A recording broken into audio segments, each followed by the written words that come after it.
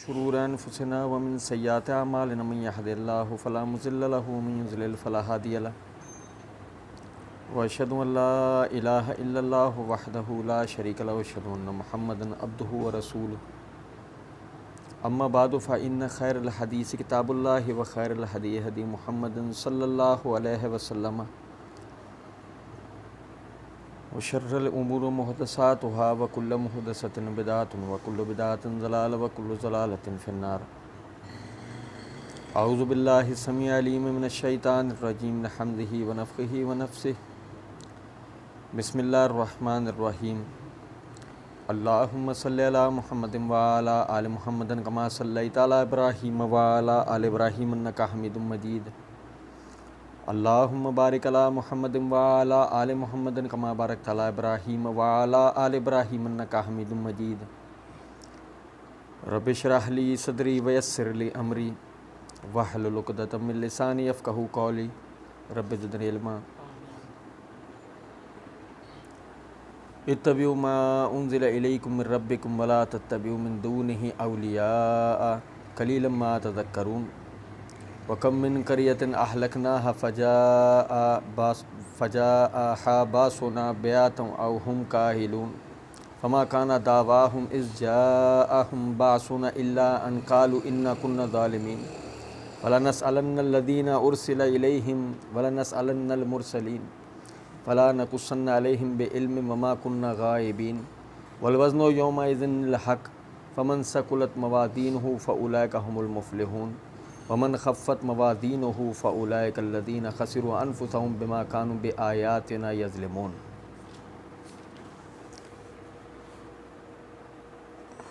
اللہ رب العزت کے فضل و کرم سے سورہ اعراف کے یہ درس ہمارے شروع ہو گئے تھے اور آیت نمبر 3 تک پچھلے درس میں ہم نے پڑھا تھا اور اس حوالے سے کچھ مزید وضاحت آپ بھائیوں کے سامنے رکھنی تھی.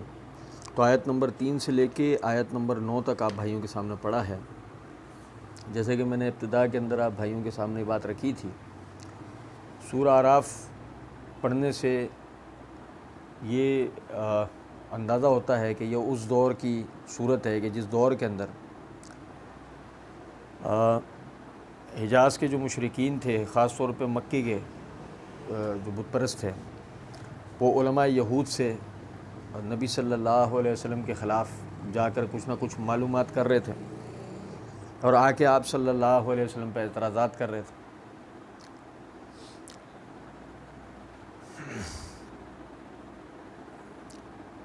علماء یہود اس بات کے دعوے دار مطلب آج تک ہیں کہ اللہ رب العزت نے ان کے اوپر کتاب نازل کی ہے، شریعت نازل کی ہے اور موسیٰ علیہ السلام ان کی طرف بحیثیت رسول بھیجے گئے. موسیٰ علیہ السلام بنی اسرائیل کی طرف رسول بن کر آئے ہیں. اس حوالے سے ایک الگ سے ویڈیو لیکچر بھی ہے جس میں میں نے آپ بھائیوں کے سامنے بات رکھی تھی کہ یہودیوں کا بنی اسرائیلی ہونا مشکوک ہے، لیکن پھر بھی جو انہوں نے دعویٰ کیا اس دعوے کو مد نظر رکھتے ہوئے کہ ہم پر اللہ رب العزت نے کتاب اتاری اور ہم صاحب دلیل لوگ ہیں، اللہ رب العزت نے فرمایا اتبعوا ما انزل الیکم من ربکم. امام ابن عبد البر رحمۃ اللہ علیہ جامع بیان العلم و فضلہ کے اندر فرماتے ہیں الاتباع معناہ ما ثبت علیہ الحجہ. اتباع اس پیروی کو کہتے ہیں جس میں دلیل ثابت ہو. اتباع اس پیروی کو کہا جاتا ہے جس میں دلیل ثابت ہو. جیسے کہ تقلید کی تعریف یہ ہے التقلید ہوا قبول قول الغیر من غیر حجت، کہ تقلید کہتے ہیں غیر شخص کی پیروی کو بغیر کسی دلیل کے تسلیم کرنا. یعنی اتباع اور تقلید کے اندر دلیل کا ہونا یا نہ، یعنی کہ دلیل کا مطالبہ ہونا یا نہ ہونا، اس کا فرق ہے. اب چونکہ علماء یہود کا اپنے اوپر کتاب نازل ہونے کا دعویٰ تھا اور وہ خود کو صاحب دلیل لوگ کہتے تھے. اللہ رب العزت نے ان سمیت جتنے بھی وہ افراد تھے جو اس وقت قرآن کے مخاطب تھے اور اس وقت سے لے کے قیامت تک، اللہ رب العزت نے فرمایا اتبعوا ما انزل الیکم من ربکم، پیروی اس بات کی کرو جو تمہارے رب نے تمہاری طرف نازل کیا ہے. تم پیروی کے ہی دعوے دار ہو کہ ہم ایک شریعت کی پیروی کر رہے ہیں، شریعت موسوی، اور اس کے نام سے تم لوگوں کو گمراہ کر رہے ہو. نام تم لیتے ہو موسیٰ علیہ السلام کی شریعت کا، لوگوں کو تم وہ بتاتے ہو جو تمہاری اپنی من گھڑت باتیں. تو ان میں وہ حضرات کہ جو مطلب یعنی کہ معصوم تھے، انہیں تو پتہ ہی نہیں تھا کہ ان کے ساتھ کیا ہو رہا ہے. اسی طرح مکے کے وہ مشرکین، ایک تو وہ جو سرداروں میں سے جو لوگ تھے، اور ایک وہ جو ان کے پیروکار وہ عام عوام تھی. تو جو عام عوام تھی وہ بھی یہی سمجھتے تھے کہ ہم جو اپنے بڑوں کی پیروی میں بت پرستی پہ اٹل ہو رہے ہیں اور نبی صلی اللہ علیہ وسلم کی مخالفت کر رہے ہیں، تو یہ ہم بہت اچھا کام کر رہے ہیں.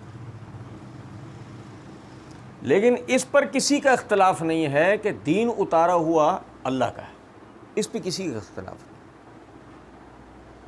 آپ اسے نام خدا کا دے دیں، آپ نام اللہ کا دے دیں، آپ نام بھگوان کا دے دیں، آپ نام کچھ بھی بولیں اس کو، لیکن اس پر اہل مذاہب کا اتفاق ہے کہ دین نازل کرتا ہے اللہ کی طرف سے. تو اب اس صورت میں وہ کتاب کہ جس کی تم پیروی کا دعویٰ کرتے ہو، اس میں رد و بدل ہوا. جب اس میں رد و بدل ہوا تو وہ باتیں جو اللہ کی طرف سے نازل شدہ تھیں، ان کے ساتھ انسانی کلام داخل ہو گیا. جب اس میں انسانی کلام داخل ہو گیا، سنیے ذرا، اب تم اسے منظم من اللہ کیسے کہہ سکتے ہو؟ ہاں، اب اس کا صرف وہ حصہ منظم من اللہ ہوگا، یعنی مانا جائے گا جس کی تائید و تصدیق بعد میں آنے والا رسول یا کتاب کر دے. دیکھو اللہ رب العزت نے اسی صورت میں ہم پڑھیں گے، سورہ بقرہ میں بھی اللہ رب العزت نے 2 مقامات پہ فرمایا مصدقا لما بین یدیہ، کہ یہ جو قرآن ہے، یہ جو دین ہے جو محمد صلی اللہ علیہ وسلم پہ اترا ہے، یہ اپنے سے پہلے کی شریعتوں کی تصدیق و تائید کرتا ہے. صحیح؟ جیسے کہ اگر موجودہ انجیل کو بھی اگر ہم دیکھیں تو انجیل میں، یوحنا کی انجیل میں ہمیں یسوع مسیح کی طرف منسوب یہ عبارت مل جاتی ہے، میں توریت کو منسوخ کرنے نہیں، جاری کرنے کے لیے بھیجا گیا ہوں. میں توریت کو منسوخ کرنے نہیں، جاری کرنے کے لیے بھیجا گیا ہوں. کیا مطلب کہ توریت کا وہ حصہ جو بنی اسرائیل نے تحریفات کر کے ضائع کر دیا تھا، میں اسی توریت کو اللہ رب العزت کی طرف سے جان کے، سیکھ کے دوبارہ سے پبلک کو بتاؤں گا، عوام کو بتاؤں گا، بنی اسرائیلیوں کو بتاؤں گا. تو اصل بات تو یہی ہے کہ جب تک تم یہ کہہ رہے ہو کہ ہم دلیل کے پیروکار ہیں، یہ شریعت ہے، یہ دلیل ہے ہم پر اتری، یہ منظم من اللہ ہے، اس کو اللہ نے اتارا ہے. دلیل تو تم سمجھ رہے ہو نا کہ یہ دلیل ہے، بہت اچھی بات ہے، مگر یہ اللہ نے نازل کی ہے نہیں. تو اللہ نے پیروی جس دلیل کے لیے کہا ہے، پیروی کے لیے جس چیز کو اللہ نے کہا ہے کہ جو پیروی کے نتیجے میں دلیل بنے گی، وہ ہے کہ جس کے لیے اللہ کہتا ہے ما انزل الیکم من ربکم، جو تمہارے رب نے تمہاری طرف نازل کیا. تو اس کے لیے ضرورت اس امر کی ہے کہ جس کو آج تم شریعت، دین یا وحی سمجھ رہے ہو، اس کے لیے سند اللہ کی چاہیے. اور وہ کون ہے؟ وہ واسطہ، وہ سند بیچ کا وہ واسطہ، وہ کون ہے؟ وہ رسول ہے. وہ واسطہ رسول ہیں کہ وہ بتائیں گے کہ یہ منظم من اللہ ہے اور یہ محرف شدہ، یہ بدعت ہے. ٹھیک ہے؟ تو جب پہلا ہی دور ہے، پہلے ہی دور کے اندر علماء موجود ہیں، علماء یہود و نصارہ موجود ہیں. آپ دیکھیں کہ اللہ رب العزت نے سورہ توبہ کے اندر ان کے لیے بتایا بنی اسرائیلیوں کے لیے یعنی کہ یہود و نصارہ کے لیے اتخذوا احبارهم ورهبانهم اربابا من دون اللہ والمسیح عیسی ابن مریم، انہوں نے اپنے روحانی پیشواؤں اور درویشوں کو اللہ کے سوا رب بنا لیا ہے اور یسوع مسیح کو۔ اب غور طلب نکتہ ہے کہ انہوں نے کیا رب بنایا؟ دیکھو وہی بات آ گئی نا منظم من اللہ ہونے کی، کہ آپ کسی چیز کی پیروی دلیل سمجھتے ہوئے کر رہے ہیں تو وہ ہوگا جو اللہ نے نازل کیا ہے، اور اگر وہ لوگوں کی بنائی ہوئی ہے اور آپ اس کی پیروی کر رہے ہیں تو آپ نے لوگوں کو رب بنا لیا۔ عدی بن حاتم رضی اللہ تعالیٰ عنہ نبی صلی اللہ علیہ وسلم کو بتا کے کہنے لگے اللہ کے رسول میں نے یہ آیت پڑھی، مجھے تو بڑی حیرت ہوئی، ہم نے تو کبھی اپنے علماء کے آگے نہ رکوع کیا نہ سجدہ کیا، اب یہ آیت کہہ رہی ہے تم نے رب بنا لیا۔ وہ پہلے عیسائی تھے نا۔ تو نبی صلی اللہ علیہ وسلم نے فرمایا کہ حلال و حرام کا معاملہ تمہارے سامنے آیا کرتا تھا، تم اس کے لیے اللہ کی کتاب کھول کے دیکھتے تھے، تم اس سے فیصلہ لیتے تھے، یہ جو تمہارے علماء حلال و حرام کے معاملے میں جو اپنی رائے سے کہہ دیا کرتے تھے اسے تم تسلیم کر لیا کرتے؟ کہ حضرت ہم تو تسلیم کر لیا کرتے۔ تو فرمایا کہ یہی تو رب بنانا ہوتا۔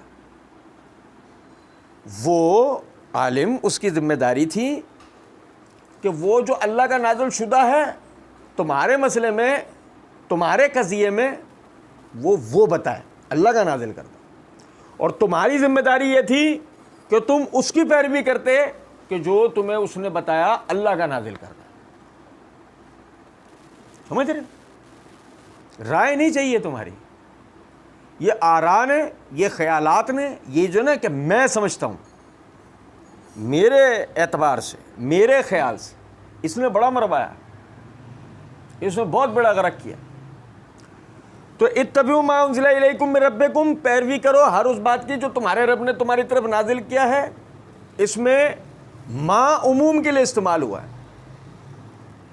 کیا مطلب ہے اس بات کا؟ اللہ رب العزت نے فرمایا کہ اللہ کی طرف سے جو کچھ بھی نازل ہوا ہے اس کی پیروی تمہارے اوپر لازم ہے، جو کچھ بھی اترا۔ نبی صلی اللہ علیہ وسلم نے اس کی وضاحت کی اور فرمایا لوگوں میں تمہیں جو چیز بتاؤں، جو دوں، وہ تم لے لو، اس پہ اپنی استطاعت کے مطابق عمل کر لو۔ میں تمہیں جس بات سے منع کر دوں اس سے بعد آ جاؤ۔ یہ کچھ سمجھ میں آئی بات؟ اللہ کا نازل شدہ سارا پتہ ہونا چاہیے، عمل اس کے اوپر ہے جس پر استطاعت ہے۔ یعنی آپ حج کرنے جائیں گے جب سیکھیں گے حج کو نہیں، وہ حج کرنے آپ جائیں گے اپنی استطاعت پہ، لیکن حج کو سیکھیں گے اس سے پہلے۔ زکوٰۃ کے مسائل کو، زکوٰۃ کو آپ جب نہیں سیکھیں گے جب آپ زکوٰۃ ادا کرنے کے لائق ہوں گے، بلکہ آپ اسے سیکھ پہلے لیں گے، عمل جب کریں گے جب اللہ تعالیٰ آپ کو اس کی استطاعت دے۔ جہاد کے مسائل آپ کو یہ نہیں کہ جب جہاد کے میدان میں جائیں گے تب سیکھیں گے، نہیں، جہاد کے مسائل آپ کو پہلے سے پتہ ہونے چاہیے۔ جب عمل کی باری آئے گی اللہ توفیق دے گا تو اس وقت آپ عمل کریں گے۔ یہی نکاح کا ہے، یہی طلاق کا مسئلہ ہے، ہر چیز کا مسئلہ یہی ہے کہ دین آپ نے اپنی یعنی کہ استطاعت و غیر استطاعت آپ نے دین کو سیکھنا ہے۔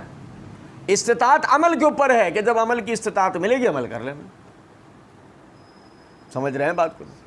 اللہ نے تو کہا اتبعوا، حکم دیا، ما انزل الیکم من ربکم، ہر اس بات کی پیروی کرنی ہے تمہیں جو تمہارے رب نے تمہاری طرف نازل کیا ہے۔ نبی صلی اللہ علیہ وسلم نے توضیح کر دیا کہ پیروی استطاعت پہ کرنی، لیکن سیکھنا تو ہوگا نا پھر اس کو۔ اچھا پھر آپ یہ دیکھیں، یہ ایک ہی آیت ہے، اگلا حصہ دی اینڈ کر دیتا ہے۔ فرمایا اتبعوا ما انزل الیکم من ربکم ولا تتبعوا من دونہ اولیاء۔ ابھی دیکھیں، ولی معنی سرپرست، پیشوا، ولی معنی سرپرست، پیشوا، حمایتی ہے نا۔ النبی اولا، النبی اولا، یہ ولی سمجھتا ہے۔ النبی اولا بالمؤمنین من انفسہم، نبی مومنین پر ان کی جان سے حق رکھتے ہیں۔ یہ کیا ہے؟ یہ ملکیت، سرپرستی علی ملکیت۔ حدیث کے اندر الفاظ ہے، صحیح بخاری کتاب النکاح میں، لا نکاح الا بولی، ولی کی اجازت کے بغیر نکاح نہیں ہے۔ سمجھ رہے؟ یعنی وہ کہ جو حمایتی ہے، جس کے ہاتھ میں ذمہ داری ہے، ولی اب آپ دیکھیں یہ ولی کا یہ والا تصور کہ جس میں پیروی ہے، یہ تصور اگر سب سے پہلے کسی میں آیا ہے تو یہود میں آیا، کہ انہوں نے دین کو پیروی کے اعتبار سے دو حصوں میں تقسیم کیا۔ پہلا یعنی کہ وہ جو علم ظاہری ہے، نہیں سمجھا؟ پہلا وہ جو علم ظاہری ہے یعنی کہ سیاق، متون، اسانید، کہ جن کے جاننے والوں کو علماء کہا جاتا ہے، تو پہلی پیروی ہے ان کی۔ اور دوسرا علم باطن۔ علم باطن کیا ہے؟ ان کے حساب سے اس پہ عمل کا طریقہ، اس پہ عمل کا طریقہ۔ علم باطن والا طبقہ وہ علیحدہ ہے، یہ کہلاتے ہیں احبار، وہ کہلاتے ہیں رہبان۔ یہ حضرات کہلاتے ہیں علم متون والے علماء احبار، اور وہ کہلاتے ہیں رہبان۔ ٹھیک ہے؟ کیا مطلب؟ یہ تو ہماری زبان میں اتخذوا احبارہم و رہبانہم، یہ تو ہماری زبان میں۔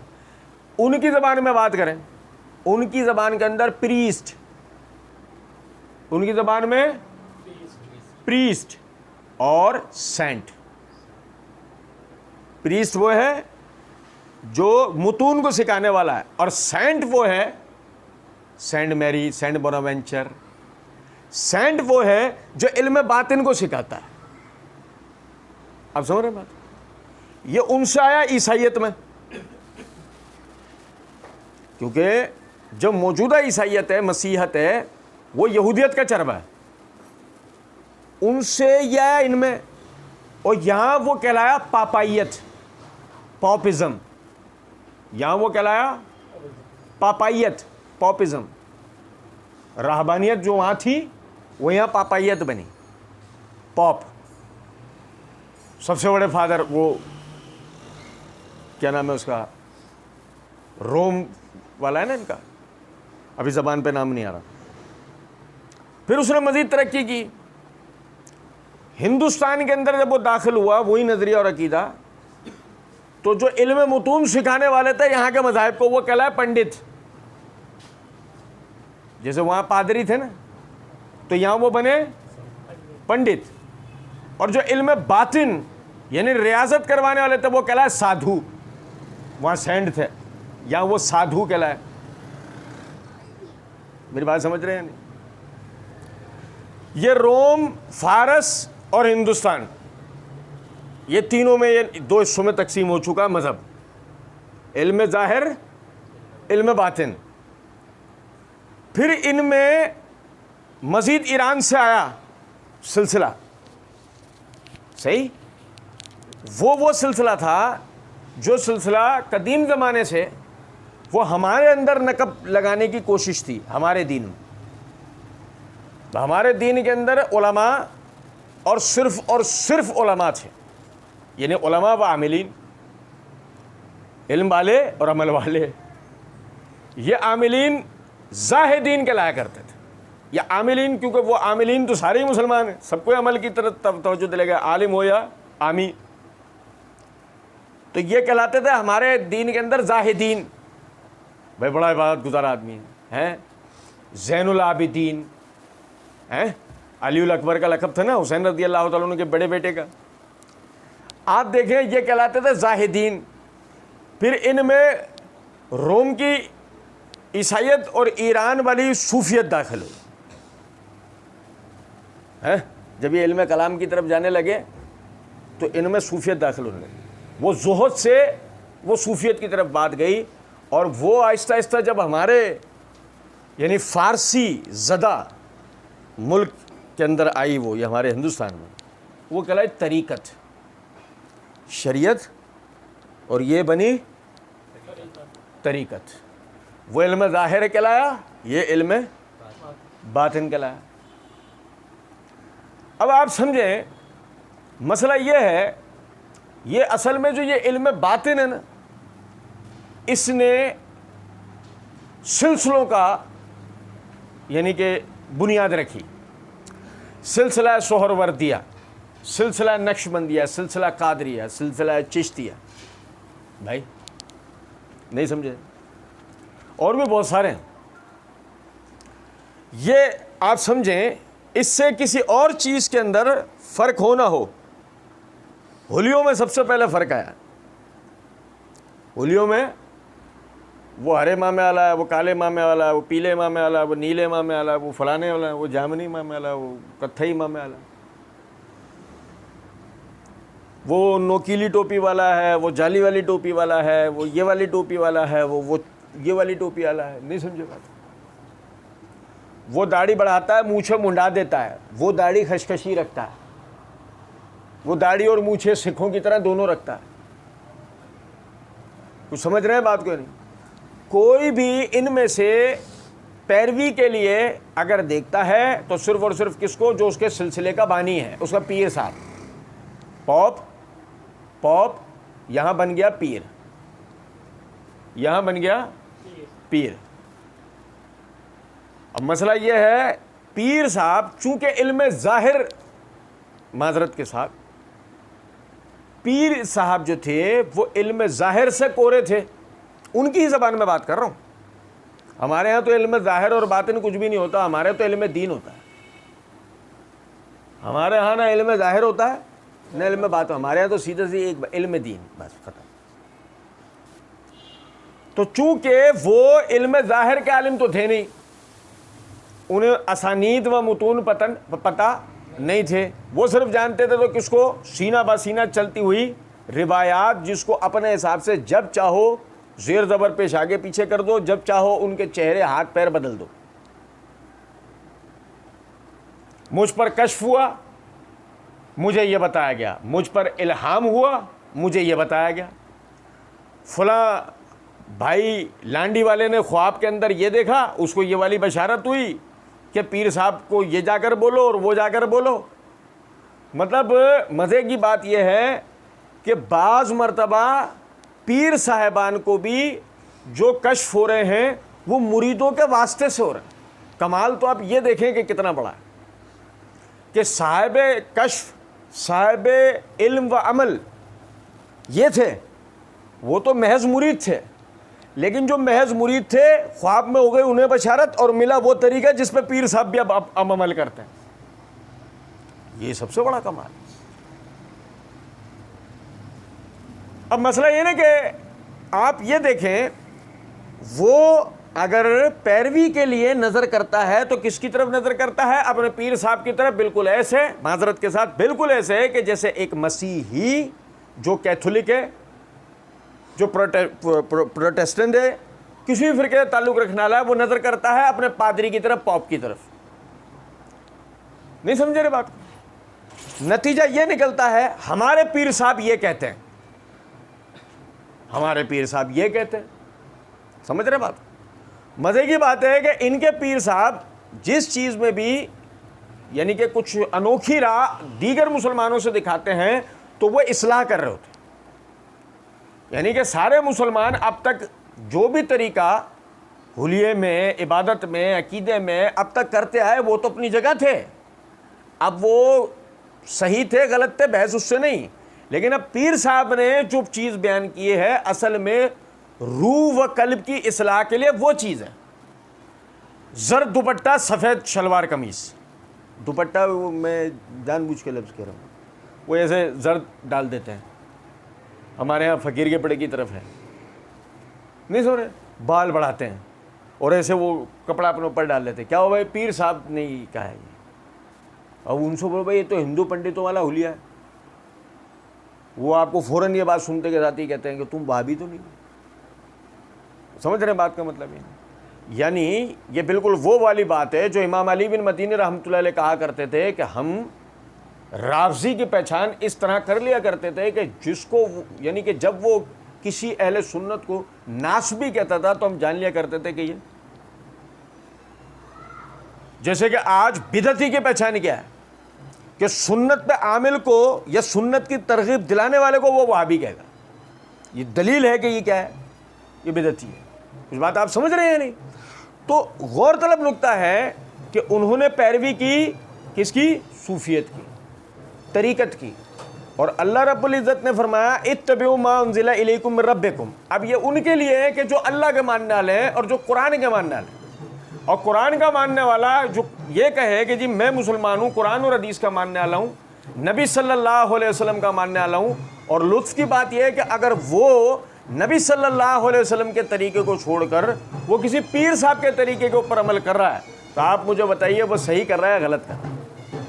اللہ رب العزت نے دیکھیں کیا کہا ہے، وَلَا تَتَّبِعُوا مِن دُونِهِ أَوْلِيَاءَ، اور اللہ کے سوا کسی ولی کی پیروی نہ کرو، اللہ کے سوا کسی ولی کی پیروی نہ کرو۔ اللہ کے سوا ولی، اللہ ولی ہے، ہاں، اللہ ولی الذین آمنوا یخرجوہم من الظلمات الی النور، اللہ ایمان والوں کا ولی ہے۔ اگر ایمان والوں کا کوئی ولی ہے تو کون ہے؟ اللہ ولی الذین آمنوا یخرجوہم من الظلمات الی النور، وہ انہیں اندھیروں سے نکال کے اجالوں کی طرف، روشنیوں کی طرف لے جاتا ہے، انہیں کفر و شرک کے اندھیروں سے نکال کے توحید و سنت کی روشنیوں کی طرف اللہ اپنے ماننے والوں، اپنے بندوں کو لے جاتا ہے۔ اپنے اللہ کے بندوں کا ولی کون ہے بھائی؟ وہ کہے گئے سن نظر، یہ اللہ کے ولی ہیں۔ وہ عرف میں اللہ کے ولی کنہیں کہا جاتا ہے؟ عرف کے اندر اللہ کے ولی صحابہ، تابعین، تبع تابعین کو کہا جاتا ہے، لیکن طریقت میں انہیں نہیں کہا جاتا، یہ بات یاد رکھیے۔ یہ جو طریقت والے معاملات ہیں نا، یہ تقیتاً جب وہ یہ بات کرتے ہیں نا کہ بھائی اس امت کا تو سب سے پہلا ولی ابو بکر تھے، ہاں اچھا ایسے ہی ہے، ہاں ان کی تو نے پیروی نہیں کر لی، ان کے سلسلے پہ تو نے عمل نہیں کر لیا۔ وہ کہے گا جی بات یہ ہے کہ ہمارے پیر صاحب کا سلسلہ تو جا کے ان سے جڑتا ہے، پیر صاحب کا جڑتا ہے، تو نے کیوں نہیں جوڑ لیا؟ پیر صاحب تو اپنا سلسلہ، وہ کہتا ہے سلسلہ نسب کی بحث ہو رہی ہے، ہم کہہ رہے ہیں سلسلہ علمی کی بحث ہے نا، دین میں سلسلہ نسب کی بحث کہاں ہے؟ کیا فرمایا حجۃ الوداع کے خطبے میں، آج کے بعد کسی عربی کو کسی اجمی پہ، کسی اجمی کو کسی عربی پہ کوئی فوقیت حاصل، یہ سلسلہ نسب کی تو بحث ہی نہیں ہے، یہ سید اور فلاں کی تو بحث دین میں ہے ہی نہیں، بحث تو علم نسبی کی ہے، یعنی کہ بحث جو ہے وہ نسبی بحث نہیں ہے، بحث ہے علمی میراث کی، کیا آپ کو ان کی علمی میراث پہنچی ہے؟ اگر علمی میراث ان کی آپ کو نہیں پہنچ سکی ہے، آپ نہیں جانتے یہ ابو بکر کا فرمایا ہوا، یہ ابو بکر کا عمل کیا ہوا ہے یا نہیں، بات ختم۔ یہ علی کا فرمایا ہوا یا یہ علی کا کیا، ہمارا علوی سلسلہ ہے، ہم سید السادات حسنی و حسینی ہیں، ہمارا سلسلہ جا کے امام علی کی سے مل جاتا ہے، زبردست، تو کیوں نہیں جا کے مل جاتا؟ تو چھوڑ تیرا سلسلہ، کون سا سلسلہ میں؟ سلسلہ علمی یا سلسلہ نسبی؟ سلسلہ نسبی۔ ابھی تو سلسلہ نسبی کا کیا میں اچار ڈالیں؟ نہیں سمجھے؟ سلسلہ علمی ملاؤ نا، کچھ سمجھے ہیں بات کو یا نہیں؟ کہ تمہارے پاس جو علم پہنچا اس کی سند علی تک پہنچتی ہے یا نہیں؟ سمجھے ہیں بات کو یا نہیں؟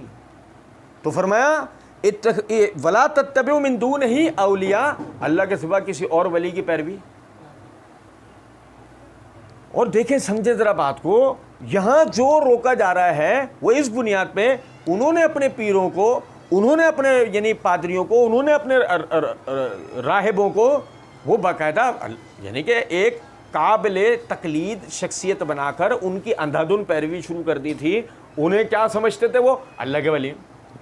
سینٹس کے بارے میں عیسائیت کا جو نظریہ ہے وہ وہی ہے کہ یہ کون ہے؟ یہ اللہ ان سے ہم کلام ہوتا ہے، یہ اللہ کے مقرب لوگ ہیں، حتیٰ کہ یہی عقیدہ ترقی کر کے، یہی عقیدہ آگے بڑھ کے مکے کے مشرکین میں گیا۔ دیکھیں سورہ زمر کی آیت نمبر 3 کیا ہے؟ الا للہ الدین الخالص، خبردار دین اللہ کے لیے خالص ہے۔ والذین اتخذوا من دونہ اولیاء، اولیاء سمجھے ہیں لفظ یہ نہیں، اولیاء ولی کی جمع ہے، والذین اتخذوا من دونہ اولیاء، اور وہ جنہوں نے اللہ کے سوا دوسرے ولی بنا لیے، وہ ان کے لیے کیا نظریہ اور عقیدہ رکھتے ہیں؟ ما نعبدہم، ہم ان کی عبادت تھوڑی کرتے ہیں بھائی، الا لیقربونا الی اللہ زلفی، ہم تو ان کی طرف اس لیے جاتے ہیں یہ ہمیں اللہ کا قرب دلوائیں گے۔ بتائیے مجھے پیری مریدی میں اور کوئی عقیدہ ہے؟ کوئی زیر زبر بھی لگانے کی نوبت آتی ہے؟ نہیں، یہی سیم عقیدہ تھا مکے کے مشرکین۔ یہی وجہ یہاں کہا گیا وَلَا تَتَّبِعُوا مِن دُونِهِ أَوْلِيَاءَ، اور ان کے سوا کسی اور کی پیروی، اللہ کے سوا دوسرے کسی ولی کی پیروی نہ کرو، کیونکہ دیکھیں نا ان کی پیروی میں دلیل ثابت ہے۔ علم ظاہر و باطن والی بات آئی نا سمجھ میں، بھائی وہ تو لازمی بات ہے, وہ علم ظاہری کے تو عالم تھے ہی نہیں نا وہ, الا ماشاء اللہ. مثال کے طور پہ ایک آدمی یہ کہے کہ ہمارا سلسلہ حسن بصری رحمۃ اللہ علیہ سے ملتا ہے اور وہ حسن بصری رحمۃ اللہ علیہ کی مرویات بیان کرتا ہے, تو یہ سلسلہ اس کو ہم سلوٹ کریں گے, یہ واقعی یہ کمال سلسلہ ہے کہ وہ حسن بصری رحمۃ اللہ علیہ کی مرویات بیان کر رہا. بھائی ان تک سند ان کی پہنچ رہی, علمی سند, کمال. ہاں وہ کہے ہمارا بخاری سلسلہ ہے. کون سا بخاری؟ مہر شاہ بخاری نہیں, محمد بن اسماعیل بخاری, امام بخاری, کہ ہمارا سلسلہ کون سا ہے؟ امام بخاری والا. اور وہ اپنی سند علمی کہاں تک پہنچائے؟ امام بخاری رحمۃ اللہ علیہ تک, اور امام بخاری رحمۃ اللہ علیہ کی مرویات بیان کرے. کچھ بات آ رہی ہے سمجھ میں نہیں؟ یہ سلسلہ قابل تعریف ہے کہ واقعی بھائی یہ کمال ہے, یہ کمال ہے. لیکن اب تک کے تجربے میں ایسا کوئی سلسلہ موجود نہیں ہے. سارے اپنا انتساب ان اللہ کے نیک بندوں کی طرف کرتے ہیں, تابعین تبع تابعین کی طرف کرتے ہیں, لیکن ان کے نام سے جھوٹ بولتے ہیں.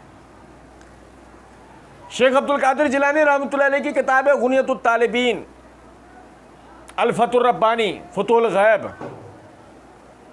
قادری سلسلے کا وہ خانقاہ بتائیں مجھے جہاں ان تینوں میں سے کسی ایک کتاب کا بھی درس دیا جاتا, یا قادری سلسلے کے اس پیر صاحب کا نام بتائیں کہ جو پیر صاحب اپنے مریدین میں کو شیخ عبد القادر جیلانی کی کتابیں نصاب میں لازمی قرار دے دے کہ اپنا اوڑھنا بچھونا ان کتابوں کو بنا لو. ایسا نہیں. مطلب کیا نکلا کہ یہ حضرات باقاعدہ شیخ عبد القادر جیلانی رحمۃ اللہ علیہ کے نام پر دھوکہ دیتے ہیں. یہ ان کی مرویات اور ان کی وہ جو علمی میراث ہے وہ آگے نہیں پہنچا رہے ہیں, یہ ان کے نام سے لوگوں کو جھوٹ بول رہے ہیں. اور بالکل اسی طرح 12 ائمہ, علی بن ابی طالب, حسن بن علی بن ابی طالب, حسین بن علی بن ابی طالب, علی الاکبر زین العابدین بن حسین بن علی بن ابی طالب, یہ ائمہ کا جتنا سلسلہ ہے علی سے لے کے محمد بن عبداللہ المہدی تک, یہ 12 کے 12 حضرات, ان کی پیروی علمی اعتبار سے ہے نا. سب سے پہلے تو جیسے صوفیت میں تو روحانی اعتبار سے ہے, وہ تو روحانی اعتبار, صوفیت میں وہ سلسلے جو علوی یا حسنی یا حسینی خود کو بن رہے ہوتے ہیں وہ اپنا انتساب ان کی طرف روحانی اعتبار سے کرتے ہیں, وہ علمی اعتبار سے نہیں کرتے ہیں. لیکن جو حضرات ان 12 ائمہ کی تقلید کے قائل ہیں وہ تو علمی اعتبار سے کرتے ہیں. اور لطف کی بات ہے کہ جب وہ علمی اعتبار سے کرتے ہیں تو ہم ان سے یہی پوچھتے ہیں کہ بھائی یہ سلسلہ ہے جعفریہ, بھائی یہ سلسلہ اثنا عشریہ, یہ سلسلہ اسماعیلیہ, یہ سلسلہ ہے داؤدیہ, یہ جتنے سلسلے آپ نے اس حوالے سے بنائے ہیں یہ سارے کے سارے سلسلے علمی اعتبار سے, سند کے اعتبار سے علی بن ابی طالب یا حسن یا حسین رضی اللہ تعالیٰ عنہما میں سے کسی سے یہ ثابت ہوتے ہیں؟ نہیں, سوال ہی نہیں پیدا ہوتا. جس کا مطلب یہ ان کے نام پہ جھوٹ بولتے ہیں نا.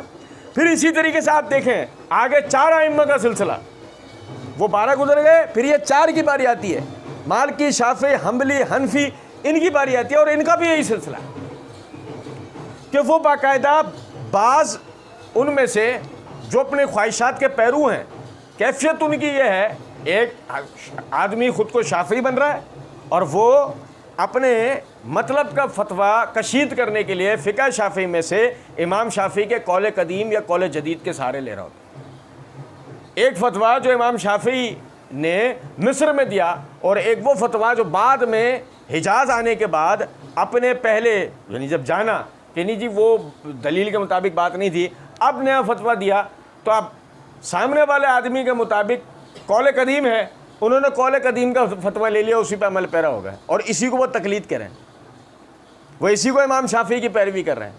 اور بعض ان میں سے قول قدیم کو چھوڑ قول جدید کو لے رہے ہیں. یعنی اس کا مطلب یہ ہے کہ اگر آپ خواہشات نفسانی کی پیروی شروع کریں تو اس کے بعد تقلید کے نام پر آپ خود کو اور دوسروں کو اچھا خاصا دھوکہ دے سکتے. یہی مالکیوں کا ہے. سانون مالکی کی پیروی کرنے والے امام مالک کو ہاتھ لٹکوا رہے ہیں, ابن رشد وغیرہ کی پیروی کرنے والے ہاتھ بندوا رہے ہیں. او بھائی میرے نہیں سمجھو کچھ بات, ہمارے وارنٹ جاری ہو سکتے ہیں ورنہ ہم آگے 2-4 نام اور بھی لے لیں, لیکن مسئلہ سارا یہ ہے کہ اتنے میں ہی سمجھداروں کے لیے اشارہ کافی ہوتا ہے کہ اللہ کہہ رہا ہے وَلَا تَتَّبِعُوا مِن دُونِهِ أَوْلِيَاءَ, اور دیکھیں قَلِيلًا مَا تَذَكَّرُونَ, اللہ کہتا ہے مگر تم نصیحت بہت کم حاصل کرتے ہو. اس میں بڑی نصیحت, اس میں بڑی نصیحت. اس نصیحت کو دیکھنے کے لیے اگر آپ کو کوئی آدمی کسی آدمی کا اسوہ حسنہ چاہیے تو وہ ہے سلمان فارسی. کون ہے؟ دیکھیں، توجہ کریں. ایک سلسلہ جس کو بنے 100 سال ہوئے ہیں، جس کے پیچھے کوئی ماں کا لال دنیا کے اندر ایسا پیدا نہیں ہوا جو یہ کہہ دے کہ یہ جو پیر صاحب یہ سلسلے کا بانی جو ہے اس پر 100% مستند درست اللہ کی طرف سے پیغامات اترتے ہیں. کوئی کہہ سکتا ہے؟ میں آپ کو سچ بتا رہا ہوں، مرزا قادیانی نے نبوت کا جھوٹا دعویٰ کیا. دنیا کے اندر کوئی ایسا قادیانی جرت نہیں رکھتا جو سامنے بیٹھ کر یہ کہہ دے اپنے منہ سے کہ ہم اس سے پوچھیں سوال. مرزا قادیانی کے اوپر جب وحی نازل ہوتی تھی 100% وہ جو مرزا جس کا دعوے دار تھا وہ اللہ کی وحی سے تھا. 100% دعویٰ کرو، نہیں کرے گا. چیلنجنگ میں یہ بات کرتا ہوں کہ اس سے کہا جائے کہ مرزا غلام احمد جو وحی کا دعویٰ کرتا تھا 100% اس پہ وحی اترتی تھی. کیا ہم نہیں جانتے؟ ہم صرف ان پیشن گوئیوں کو جانتے ہیں کہ جو حضرت صاحب نے کی اور وہ پوری ہوئی. وہ حضرت صاحب نے کی اور وہ پوری ہوئی. پھر ہم محمدی بیگم پوچھ لیتے ہیں، وہ ناراض ہو جاتا ہے. کچھ سمجھ رہے ہیں بات یا نہیں؟ تفصیل کا یہ موقع نہیں ہے. میں یہ بتانا چاہ رہا ہوں اس نے تو پھر نبوت کا دعویٰ کیا. یہ جتنے سلسلوں والے ہیں ان سے کوئی پوچھو تمہارے پیر صاحب نے میں سے کسی نے نبوت کا دعویٰ کیا؟ نہیں. وحی کا دعویٰ کیا؟ نہیں. الہام کا دعویٰ کیا؟ ہاں. الہام دو طرف سے ہوتا ہے، ایک اللہ کی طرف سے اور ایک شیطان کی طرف سے. پڑھو سورہ آل عمران. تو تمہارے پیر صاحب پر الہام رحمانی اترتا تھا، الہام شیطانی نہیں. اس کی کیا دلیل ہے؟ تمہیں الہام کی معرفت ہے؟ نہیں. جب تمہیں الہام کی معرفت نہیں ہے تو تمہیں ولی کی پیر کی معرفت کیسے ہوگی؟ اور سمجھے بات کو یا نہیں؟ ایک آدمی جنرل کہلانے کے لائق ہے، ایک آدمی لوہار کہلانے کے لائق ہے، ایک آدمی سونار کہلانے کے لائق ہے، ایک آدمی سرجن کہلانے کے لائق ہے، اور ایک آدمی پلمبر نہیں انجینئر کہلانے کے لائق. یہ اسی صورت ممکن ہے کہ جب سامنے والا خود بھی انجینئر ہو، خود بھی سرجن ہو، خود بھی کوئی جنرل کرنل کی پوسٹ کا آدمی ہو، تو وہ سامنے والے کے لیے بات کر سکتے ہیں ہاں یہ ایسا علم عمل یا ایٹیکیٹس رکھتا ہے، اس کو کھول دیں. اب غور طلب نقطہ یہ ہے کہ آپ خود ولی نہیں ہیں، آپ خود پیر نہیں ہیں، آپ خود صاحب یعنی علم ظاہر ہی نہیں ہے، علم باطن ہی نہیں ہے. آپ کس بات کے اوپر کہہ سکتے ہیں کہ اللہ کا ولی؟ اس بات کے اوپر اس کے ماتھے پہ نا محمد ظاہر ہو گیا، میں کل پلاسٹک سرجری سے ظاہر کروا سکتا ہوں، جس کے بولو اس کے کروا سکتا ہوں. یہ کوئی بات تھوڑی ہے. کمالات یا کرامات سے، کمالات یا کرامات سے بزرگی ثابت ہو سکتی ہوتی تو صحابہ کرام رضوان اللہ علیہم مجمعین میں سے بہت سے ایسے گمنام حضرات ہیں جن کے ذکروں میں آنے نہیں دیے جاتے، بلکہ ذکر کرنے والے ان کے ذکر جانتے تک نہیں، لیکن ان کی کوئی کمال، ان کی کوئی کرامت ثابت نہ ہونے کے باوجود بھی ان کا رتبہ اس امت کے بعد کے تمام صاحب کرامات و صاحب کمالات لوگوں سے بلند ہے. پوچھے کس بنیاد پہ؟ تو جواب ملے گا اس بنیاد پہ کہ انہوں نے نبی صلی اللہ علیہ وسلم کو دیکھا، آپ کی صحبت اختیار کری، آپ کے ساتھ نمازیں پڑھی، آپ کے ساتھ روزے رکھے، آپ کے ساتھ زکوٰۃ ادا کی، آپ کے ساتھ جہاد کیے، آپ کے سامنے سارے دین کے اعمال کیے.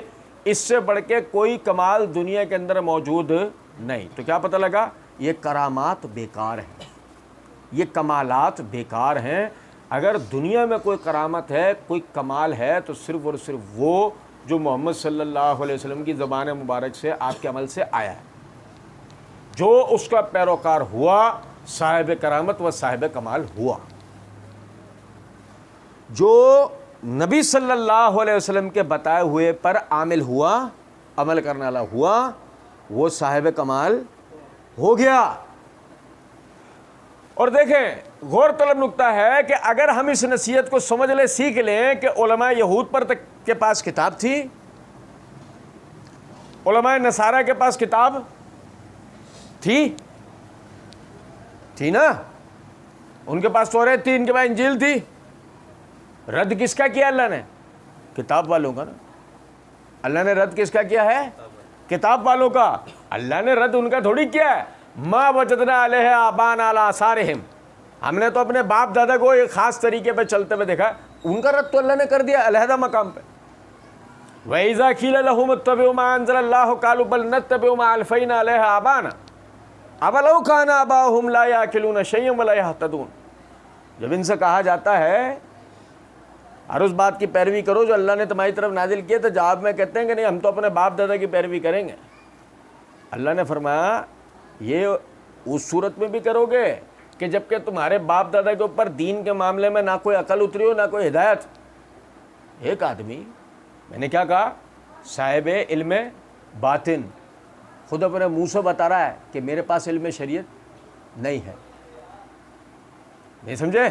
میرے پاس علم شریعت نہیں ہے. تو بات کتنی زبردست ثابت ہوئی کہ ان میں دین کی عقل، دین کے فقہ نہیں ہے. تو کس بات پہ ان کی پیروی؟ سوال ہی نہیں پیدا. یہ تو جو دین کی فقہ رکھنے والے ہیں، دین کی سمجھ رکھنے والے ہیں، پیروی تو ان کی ہوگی نا. اللہ رب العزت نے بھی کہا ہے نا، یا ایھا الذین آمنوا اطیعوا اللہ واطیعوا الرسول واولی الامر منکم، اے ایمان والو فرما برداری کرو اللہ کی اور اس کے رسول کی اور وہ جو تم میں صاحب حکم ہے. صاحب حکم دو حصوں میں تقسیم ہے، پہلے حکمران اور دوسرے علماء. حکمران یہ والے نہیں چائنا کے حکمران. حکمران وہ کہ جو اس دین کے عالم اور اس دین کے نفاذ کے بعد اس کی حدود پہ عامل ہیں، وہ ہیں حکمران. تو سمجھے ذرا بات کو، ان کی اور ان علماء کی پیروی جو ان حدود کو بیان کرتے ہیں، جن سے ہم ان حدود کو سیکھتے سمجھتے ہیں دلیل کے مطابق. الاتباع معنی ما ثبت علیہ الحجہ، کہ اتباع تو ہے ہی اس چیز کا نام کہ جس میں دلیل ثابت ہو. تو دلیل پوچھ کر ہم اس کو عمل کرتے ہیں. دلیل کیا چیز ہے؟ اللہ کا قرآن، محمد صلی اللہ علیہ وسلم کا فرمان. یہ ہم نے پوچھا اور عمل کر لیا. ایسے ہی صحابہ کے آثار، تابعین و تابع تابعین کے فتاوی جات، ایسے ہی دلیل کی پیروی کر رہے ہیں. سمجھ رہے بات؟ امام ابو حنیفہ رحمۃ اللہ علیہ نے یہ فرمایا، وہ شریعت کی تشریح و توضیح ہے، سند ان تک پہنچتی ہے، وہ ہمارے سر آنکھوں پر، وہ ہمارے سر و آنکھوں پر ہے.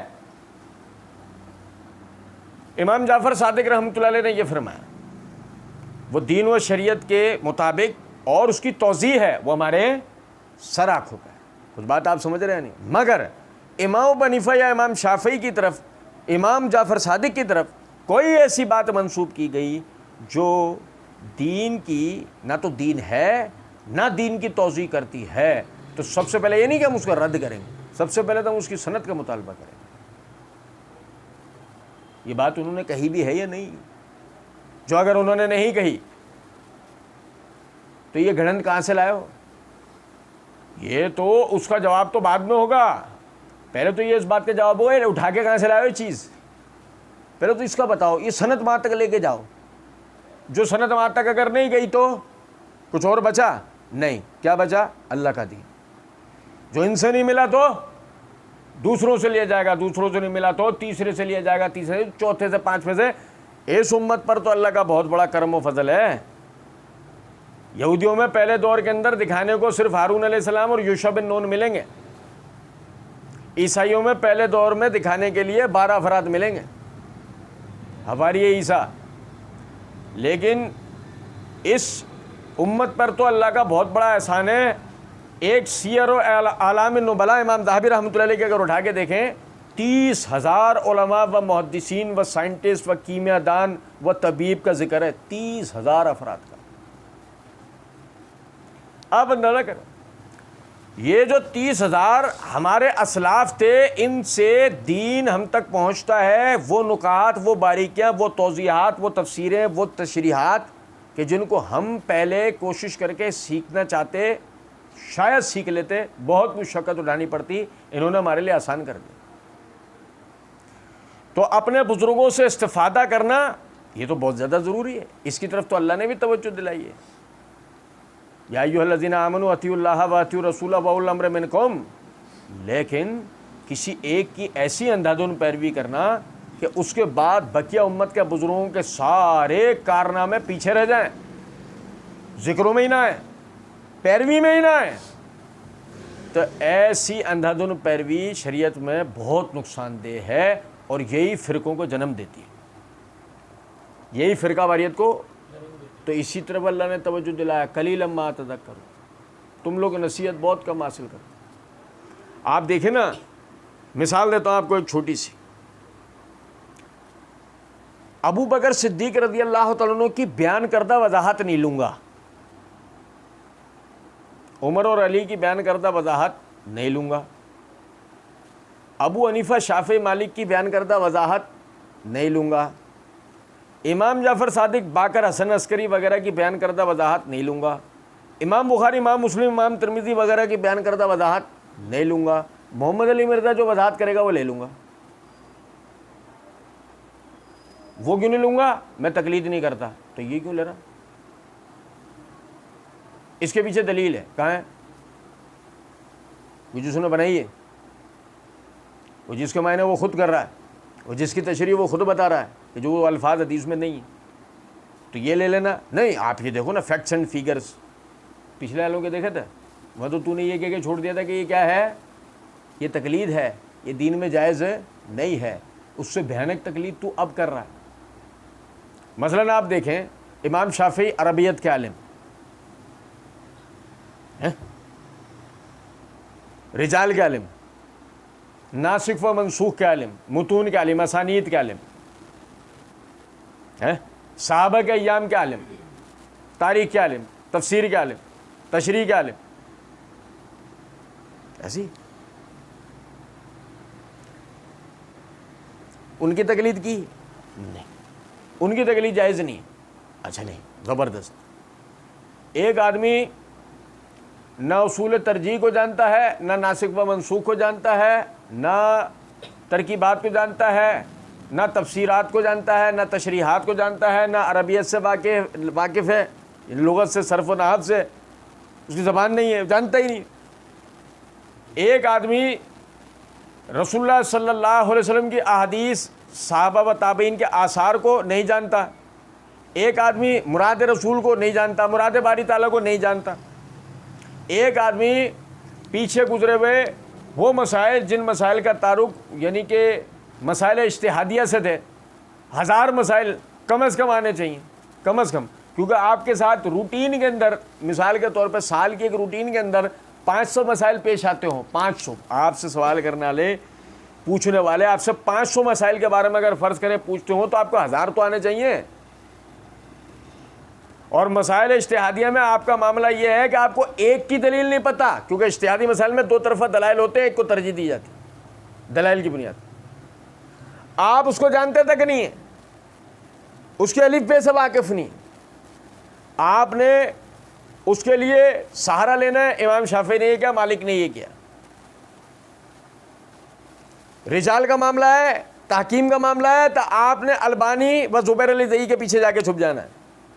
علامہ البانی نے اس کو صحیح ضعیف کہا ہے، زبیر علی زئی نے اس کو صحیح ضعیف کہا ہے. ابے انہوں نے کیا کہا، اسے چھوڑ، تو بتا صحیح ہے یا ضعیف ہے، اور دلیل سے بتا.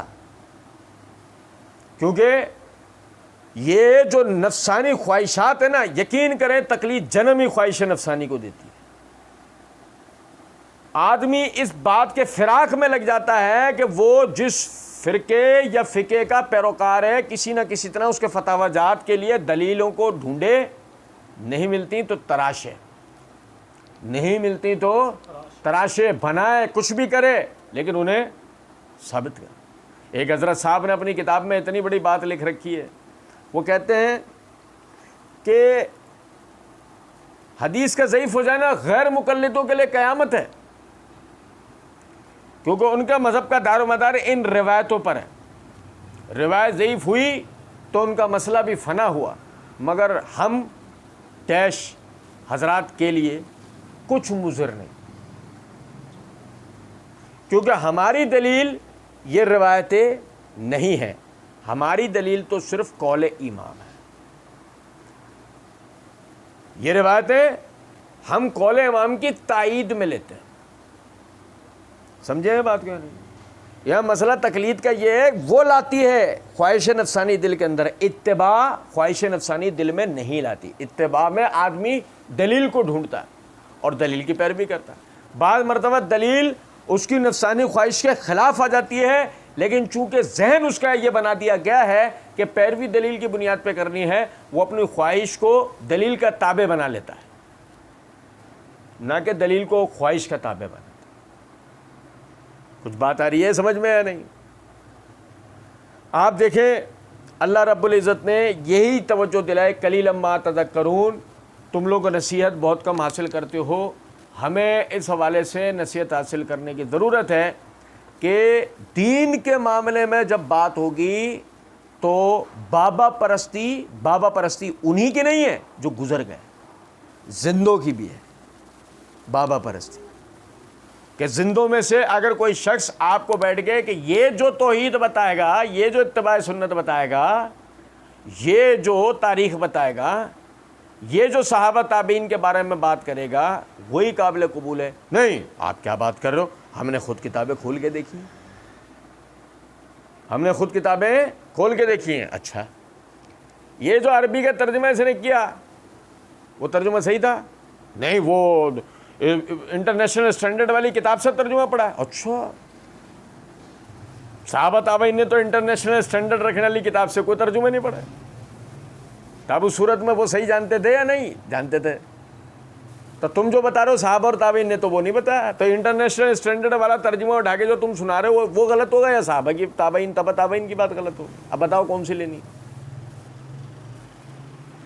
تم جب انٹرنیشنل تحکیم کے مطابق کسی روایت کو صحیح یا ضعیف کہہ رہے ہوتے ہو، متقدمین محدثین میں اسلاف میں بہت سارے حضرات ایسے ہیں، تم جس کو صحیح وہ اس کو ضعیف کہہ رہے ہوتے ہیں، اور تم جس کو ضعیف وہ اس کو صحیح کہہ رہے ہوتے ہیں، تو اب بتاؤ وہ دلائل کے جاننے والے تھے تم تو نرے جنگلی ہو، تمہیں تو کچھ پتہ نہیں، تم تو محض تحکیم کی تقلید کر رہے ہو۔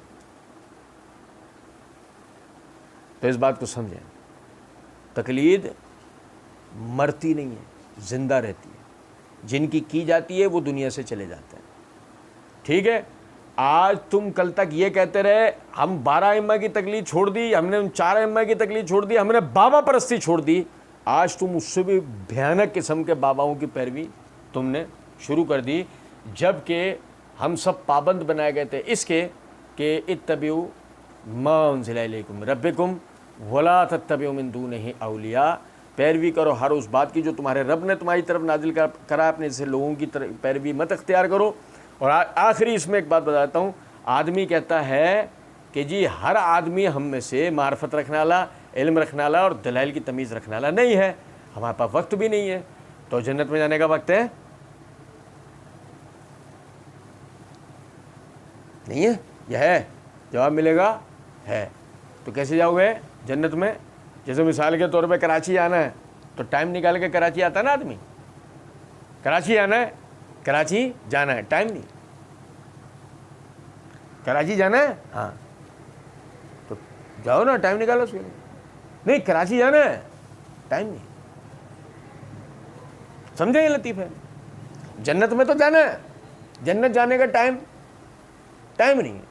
یہ سیم وہ والی بات ہے، کیا ہم دین کی معرفت نہیں رکھتے، ہم دین کو نہیں سیکھتے سمجھتے، کیوں؟ ٹائم نہیں ہے ہمارے پاس۔ تو جب تمہیں اس کی معرفت ہی نہیں ہوگی، دین سیکھے سمجھے ہی نہیں، تو عمل کس چیز پہ کر رہے ہو جس سے تمہیں یہ گمان ہے کہ تم جنت میں چلے آؤ؟ تو تمہیں اتنا تو دین آنا چاہیے کہ جس کے ذریعے تمہاری جنت سیدھی ہو جائے اور تم جنت کے راستے پہ گامزن ہو جاؤ۔ کیا کراچی آنا ہے؟ ٹنڈو لیار کے راستے پہ جا رہا، تو کراچی آنا تھا نا تجھے، ہاں تو میں آ گیا نا ہائی وے پہ، ابے ہائی وے کا یہ وہ حصہ ہے، وہ حصہ تھوڑی، تو تجھے ادھر جانا ہے نا، تو ہائی وے تو ہے نہیں ہے، میں ہائی وے پہ چلتے چلتے پہنچ جاؤں گا؟ نہیں سمجھے؟ سجدہ تو اللہ ہے، اللہ کو ہے، جیسے چاہے کر لو۔ نہیں روزہ تو رکھ رہے ہیں نا ہم بھائی، قربانی تو کر رہے ہیں نا ہم، اللہ جی قبول کرنے والا بھائی، ہائی وے پہ تو آ گئے نا ہم، ایک دن پہنچ جائیں گے کراچی۔ سمجھے ہیں بات کو یا نہیں؟ یہ ایسے نہیں ہے بات، یہ ایسے ہے کہ پیروی کرنی ہے جو اللہ نے نازل کرا اس سیرت کے مطابق، جس سیرت پہ سلمان فارسی تھے، یہودی تھے، یہودیت کو ترک کیا عیسائی ہو گئے، اس میں محنت کی، پھر پتہ لگا نبی صلی اللہ علیہ وسلم کے بارے میں، عیسائیت کو ترک کر دیا، نبی صلی اللہ علیہ وسلم کی طرف آ گئے، آپ سے سیکھا سمجھا، مسلمان ہو گئے، سیکھا سمجھا، اور آخر کار کہاں پہنچے؟ جنت میں۔ سلمان فارسی اگر پہلے دن یہ کہتے تھے نا ٹائم نہیں، بلکہ وہ تو بڑی بات کہتے ہیں، ان کا تو ٹائم نہیں ہے کہنا اہمیت رکھتا، کیوں؟ ٹائم نہیں ہے. میں یہودیوں کا عالم ہوں, اور جب عیسائی آتے ہیں تب تو ڈبل علم آ چکا ہے ان کے پاس, 2 مذاہب کا علم آ چکا ہے. کیا ہو بھائی, اب تو بڑے علامہ صاحب ہیں, عیسائیت کا بھی علم, یہودیت اس کا بھی علم. جس وقت نبی صلی اللہ علیہ وسلم کے پاس آئے ہیں, جس وقت آپ صلی اللہ علیہ وسلم کی تلاش میں آپ کے پاس آئے ہیں, تو کیفیت یہ تھی کہ صحابہ کرام کے مجمع میں پہنچ کے بالکل آخر میں, کونے میں, بالکل آخر کے اندر کھڑے ہوئے آپ صلی اللہ علیہ وسلم کو دیکھ رہے, اور کوشش اس بات کی کہ آہستہ آہستہ قریب جاؤں, کوشش اس بات کی کہ آہستہ آہستہ. آپ کو پتہ ہے عالی سند کی بات کرنے والے محدثین بعض مرتبہ یہ مثال دیتے ہیں, وہ کہتے ہیں کہ دیکھو سلمان فارسی مجمع میں پیچھے نہیں رہے, انہوں نے کوشش کی کہ نبی صلی اللہ علیہ وسلم کو قریب سے دیکھو. ایسی سند میں عالی ہونے کی کوشش کرنی چاہیے, نہیں سند میں علوف کی کوشش کرنی چاہیے.